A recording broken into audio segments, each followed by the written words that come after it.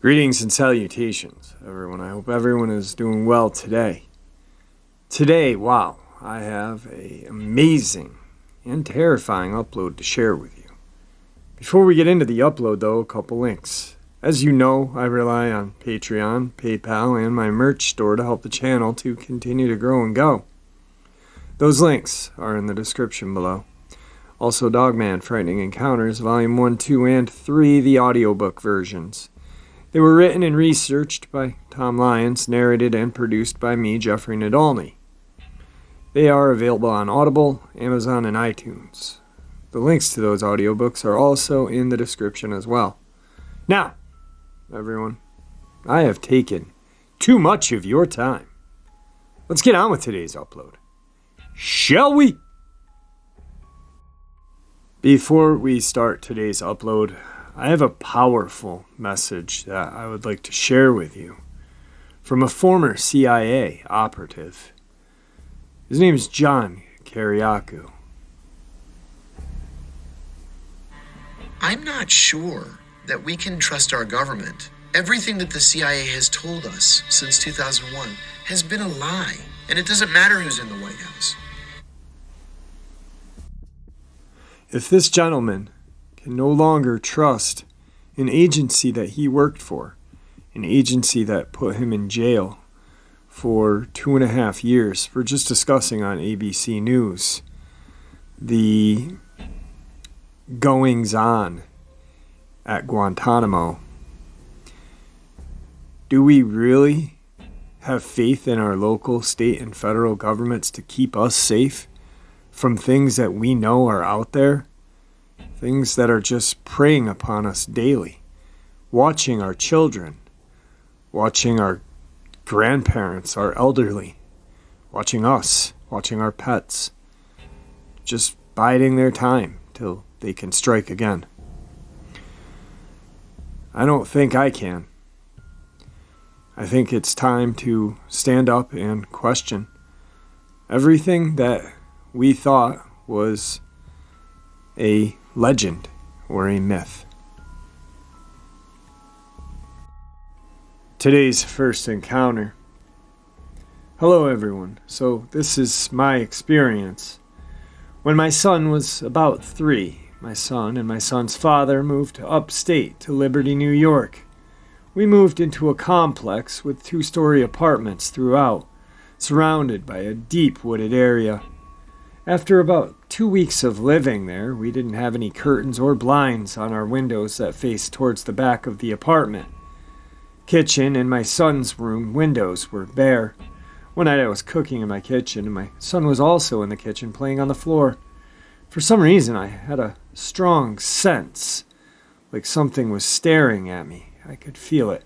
I can't really explain it. It was just a really strong feeling. I looked directly out my kitchen window, which is towards the right side of my stove. I was standing directly in front of the window cooking, so if you were looking outside or looking in from outside, you would see me at full view. Anyway, I looked towards the window, and of course I couldn't see anything but my reflection. It was so dark outside. I got so scared of that feeling that I felt. I turned off the stove, grabbed my son, and as I was heading to my room, a loud and deep growl came from outside. It was so deep I felt the vibration in my body. I ran to my room, sat on my bed, and was wondering what the hell that was. Was there a lion in the back of my apartment? It freaked me out so bad. As I looked over to my son's room, I realized that whatever was out back can look through his window and into my room. I didn't want to shut my room door because I wanted to hear every single sound down to the pin drop. I was so petrified. I went to my son's room, moved the bed right under his window, and slept right in that room, so whatever was looking through my window, it would appear no one was home. I called up my son's father and complained about not wanting to live there anymore and to take me back to New York City. He picked me up the following week. But for years, I always told this story over and over. Even my son, who is now 21 years old, knows it. Now that I know what these creatures are and how people feel this strong presence of something staring and the noise these things make, I'm convinced they exist. Can anyone tell me otherwise? Today's second encounter. Hello everyone. The story I'm about to share with you is absolutely true. My name is Matt. I'm a 21-year-old man from Germany, and I am, or better was, doing a working holiday in Canada. This has always been a dream for me to explore and experience this large and beautiful country. It truly was a pleasure for me. I arrived here in August and had the best time of my life until this Wednesday. But now it's turning into an absolute nightmare. I've always loved driving late at night, especially on relatively remote roads. That's why I chose to take the ON 502 northbound to Fort Frances to Dryden that evening. It was around 11:40 p.m. In a long bended part of the road, suddenly a semi with its hazard lights flashing stood on the right side near a ditch. I stopped in front of the truck, got out and asked the driver if he needed any help. I immediately noticed that the left part of his front of the truck was really badly damaged. The headlight and grille were broken, the hood was pushed backwards and smashed a bit of the windscreen, and everything was full of blood. Only then I realized there was more blood on the road as well, from what I could see in the dark with the small amount of light that came from my taillights. His intact right headlight and his marker lights. Oh God, he hit a bear was my first thought from the amount of damage I could see. I walked up to the driver's side door and knocked a few times. He did not answer. First I thought perhaps he was going to get some help, but then I reflected that we are in the middle of nowhere. Dryden's like 50 kilometers away, and that he would more likely have used his cell or CB to call help. I knocked again. Again, no response. Then I opened the door. He was huddled back in the cabin. He was shaking. His skin was pale like a dead person's. And he looked with so much fear and shock in his eyes, like he had just seen the devil in person. "Can I help you? You had a really bad accident here. Are you injured?" I asked. No response as well. "Hello, are you all right, sir?" "I'm not sure," he mumbled. "Does something hurt?" "No, but I hit it. I see that. I don't think that a bear is still alive, to be honest. It wasn't a bear." He responded with so much fear in his voice, I got confused. Are there elk in this part of Ontario? I'm not a native, so that was the first of what I thought. "It's okay, you're in shock. Take a breath." I responded, "Did you call 911? He didn't even answer my question. I left him alone in his rig and went to my van to get my phone. I was glad that I even had service in this part of the province. I told the operator what had happened. She assured me that she'd send an officer and an ambulance to the scene.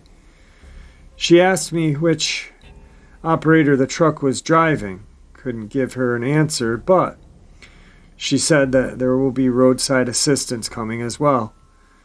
I hang up and went to the semi-driver to tell him that I called for help. The only thing he did was nod. I got my flashlight out of my car and searched for the dead animal. I was still convinced that he had hit a bear.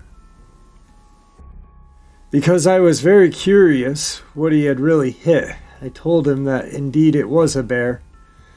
The blood was spread all over the road, and I could see where the bear was flinged to. Then I saw its body. Holy shit, it was indeed a really huge bear, I thought to myself. The creature was about 9 feet tall. It had really long limbs, and its face, even the head was partially decapitated, wasn't like anything I had ever seen. It was like I would look into a gorilla-type human face. It was so unreal. The teeth looked like you would see on a great white shark. Its eyes were partially closed, but it was like you could see the pupils glow underneath. They weren't really glowing, but it's the best I can do to describe it. It was so ape-human hybrid-like. Do you people now know when you feel that really uncomfortable from the moment to another? That was what I felt then. I didn't believe in Sasquatch before, but I watched a documentary about it a few years ago. I think it was Monster Quest. I couldn't believe what I was looking at, but I knew exactly what I was looking at. I never thought that I would experience something like this in my entire life. This can't be real. Where's the camera? Fuck you all, I said so loud, hoping a TV crew would come out of the woods and admit their hoax. But there was no TV crew. I was alone with the truck driver and this thing. I went back to my car after I vomited in the road and sat in the driver's seat. I think it must have been 30 or 40 minutes. Everything was in a trance, and then in the distance I saw head and emergency lights flickering. It was a police officer or an OPP patrolman. I can't really recall anymore. He asked what happened, and I told him the story I just shared with you. He was at first very suspicious about my story, but I knew that he knew I was telling the truth. He went back to his patrol car and radioed something. Then he went to the trucker. In the distance, I saw another pair of headlights, and the whole crew from the fire department to another police officer showed up. The police officer was directing the men from the fire department to the rig, like he wanted them to only take care of the broken semi and its driver. He then talked to the other police officer. I could see that he went pale right in the second as the first officer ended his sentence. I was absolutely sure about the fact that both knew that these creatures exist and that they have a schedule of what to do and what not to do in cases like this, because no one of them went to the place where I told the first officer where the body of this creature was.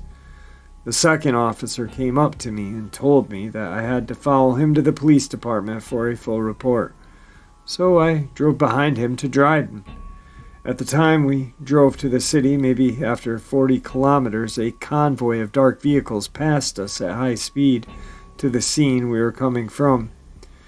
The junction of Ontario 502 and Ontario 594 was blocked, and no car was allowed to drive the Ontario 502 southbound. Arriving at the police station, the officer took me to an interrogation room, offered me something to drink. I had to wait till someone arrived to interview me, and I had to give away my phone and personal belongings. At first I refused because I didn't understand why, but his voice got very specific, and I handed him out my things. After what felt like an eternity, a man in a suit came into the room. He looked odd, a bit like an ill person because of his grayish skin, bald head, and his sunken-in cheeks. He had a not-to-suppress accent and talked really gentle and calm, without any expression at all. I had to recall all the details of what I had experienced, gave him all my personal information, my purpose of my journey in Canada. He took my fingerprints, and even a sample of my saliva. I felt like a criminal, so ashamed and uncomfortable, like I did something horrible. Then I had to sign a document like a non-disclosure agreement, but there weren't any coats of arms, banners, or stamps on it. After that, he looked dead in my eyes and asked if I had seen what I had seen. I said yes. His tone got really straight. He asked me again, and I knew that I had to decline that answer. After that, he explained to me that they will follow my steps from now on, and that they will know everything I do. It's crazy that they don't make a secret about that. Then he went out of the room and was gone. A female officer came to me and gave me back my personal things and explained to me that they had checked my immigration info in the system and told them that I had to leave Canada by January 5th of 2019, and that there was a note, or better a command, that I only could take a direct flight to Germany. My current ETA got declined, and I can't apply for any future ETA and even ESTA as well. I cannot believe it. Only because I have seen this thing, I cannot travel to North America for the rest of my life. I am on a blacklist for now, like a terrorist. When I turned on my phone, it sent me to first instruction screen, like out of the box. The same with my laptop. So these people erased everything of my electronic device to be sure that there were no information getting to the public. All of my pictures were gone. They even put all my things in the van upside down, like they were searching for evidence. I'm really sure that I'm probably being taped right now, and I'm lucky that I could even get my story out. I am currently here at this disgusting A&W here in Marathon, and will drive back to Toronto. I really don't know what to do from now on. I have to sell this van, try to quit my insurance here, and get a flight back home in only 6 days, and even New Year's Eve is between them. Wish me luck. This truth must be spoken. I won't get intimidated by anyone, but I won't risk my life. So, really quick, that was word for word how it was written. I did not go all over the place on that. It was actually well written for a person from Germany, English being their second language. When he described the creature, something popped out at me. And I'm not going to say Dogman. I'm going to say werewolf. And why? Well, because we all know that a werewolf very resembles a Sasquatch. Minus the flat teeth that a Sasquatch has. This creature that he described very vividly had teeth like a shark. Razor sharp pointed teeth. No snout, which werewolves have a smaller snout. A lot of people use the term gugwy because of Reddit and creepypastas, and the European culture in America has taken it over, and decided that Native American lore is their own and they can fuck with it how they want, like having skinwalkers in Georgia and this and that, Wendigos in North Carolina. But a gugly is a Micmac name, and I really, that is what a werewolf is in my eyes, because it fits the description. This poor guy, I mean, God, he's here on a work visa and witnesses something that is unbelievable. And then he's forced to go home and blacklisted. Good for him to get this story out, though. Good for him. I do hope he is okay, which he's probably safer there than here. So, wow. Really interesting. Moving on. Today's third encounter is very creepy. There's a town just southwest of Eau Claire, Wisconsin. It's pretty well known for being haunted. The locals in the area don't like people snooping around because of some unfortunate vandalism. Because of this, you can't simply Google where to find the sites. I spent about a week searching there for the church, schoolhouse, cemetery, and old dock where these ghost encounters typically happened. A group of friends came with me to check out this place. We drove over a bridge and down the twisting country road. The pavement turned to gravel and the road narrowed. On the left, we could see an old dock, but we wanted to get to the cemetery first, so we kept driving. We came to the bottom of the hill, and there was a steep drop-off on each side. As we got to the top of the hill, we could see the little cemetery. I pulled in the discreet driveway, and my 6 friends and I got out to explore. While we were in the cemetery, we heard what sounded almost like laughing and knocking coming from the woods. We didn't think too much of it, so we walked down to the old dock, where we heard some rocks being thrown into the river. We started to think that maybe the ghost stories were true. This is when 2 of my friends said they saw something huge moving in the woods. At this point in time, we were all pretty freaked out, so we ran back to my SUV and started driving down the hill. This is when a log was thrown over my car. I slowed down and kept making my way down the hill while watching into the woods on either side of the drop-offs. To make sure I did not miss any of the action, another log was thrown and landed right in front of my car. It was big enough, and I couldn't drive over it or around it, and I'm not a good enough backer-upper to back all the way up the hill in the dark on a narrow road. So I got out of the car to move the log, but it was too heavy for me to move. Then I heard a loud, angry, howling scream, followed by a loud series of snapping sounds. It sounded like it was close. I yelled for a couple of my friends to help me. It took 3 of us to move it. We got out of the road and we booked it back out of there. Something makes me think that not all of the activity that happens there is ghosts or hellhounds like the legends have you think. This was not my first run-in with something strange or creatured, but it was by far the most unpleasant. Why, I told you that was creepy. Backer-upper and creatured was kind of interesting, though.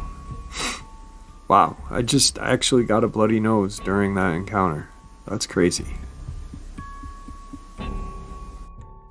Today's 4th part of the upload.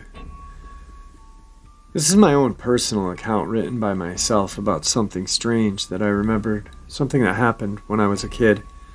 I've never forgotten that day and what happened, and this is why I decided to write it down. I wanted to know if anyone else had ever seen or experienced anything close to my encounter. I still live in northwest England, and as kids back then, we always went to the Throw of Bowland.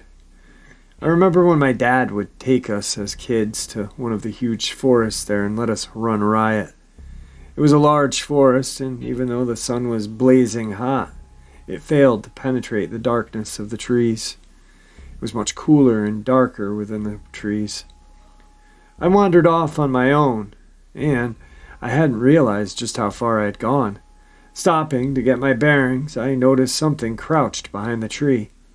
It was hard to make out at first, and I saw its arms were wrapped around the trunk of the tree, and its head was tilted, watching me. It watched my every move. I moved closer and saw it was covered in long fur.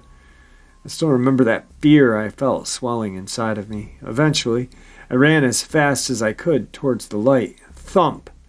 I ran face first into a tree as I turned to look back at the thing, and to see if it was following me.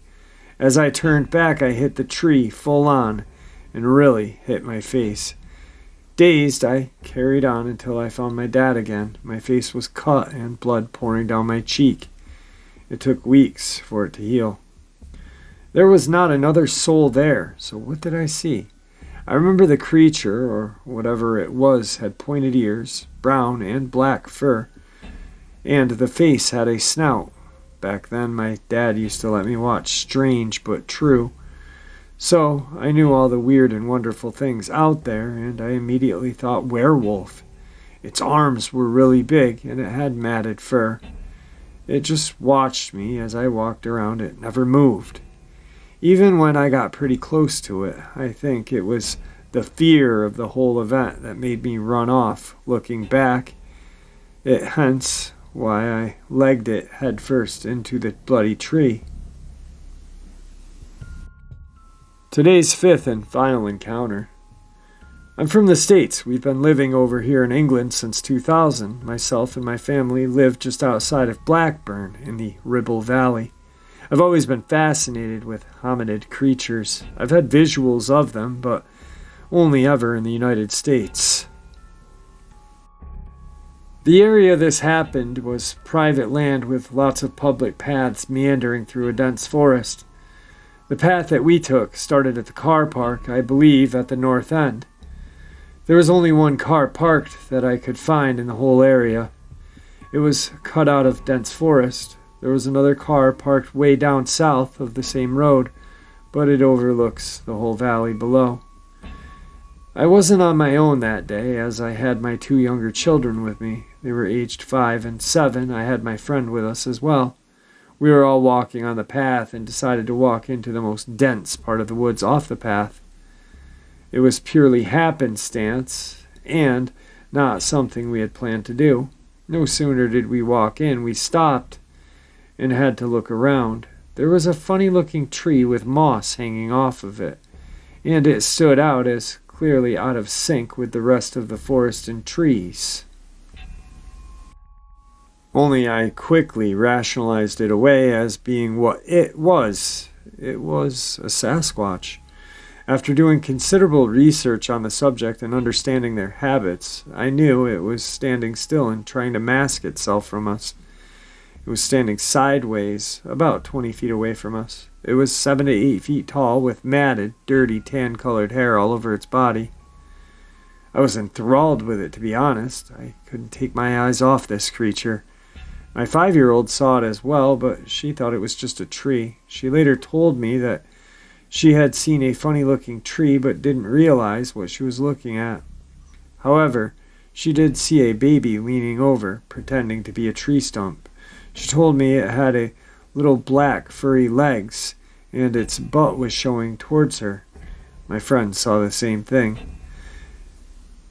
This little one would coincide with the crying we had heard earlier from the same area as we were walking the path.